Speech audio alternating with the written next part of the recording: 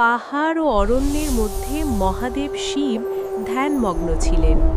শিবের ধ্যানের শক্তি এতটা অসীম যে তার নীরবতায় পুরো ত্রিলোক স্থির হয়ে ওঠে। কিন্তু সেই স্থিরতায় এলো অশুভ শক্তি। ত্রিলোকের তিনজন দুর্ধর্ষ যোদ্ধা ভেবেছিল এই নীরবতার দুর্বলতার প্রতীক।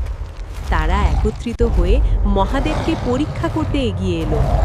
প্রতিটি পদক্ষেপে পাহাড় কেঁপে উঠল, বাতাসে অদ্ভুত শক্তির ঢেউ ছড়িয়ে পড়ল।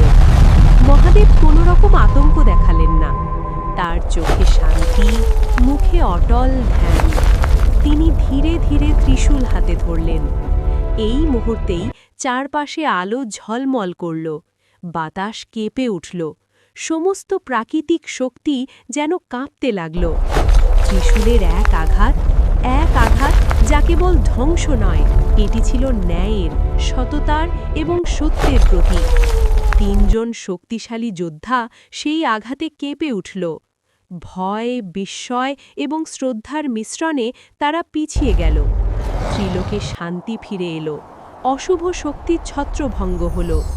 মহাদেব আবার ধ্যানমগ্ন হলেন, ত্রিশূল পাশে রেখে। ত্রিলোকের সবাই বুঝল, সত্য ও ন্যায়ের পথে অটল থাকা, ধৈর্য আর ধ্যানের শক্তি সমস্ত ভয়কে হারা করতে পারে।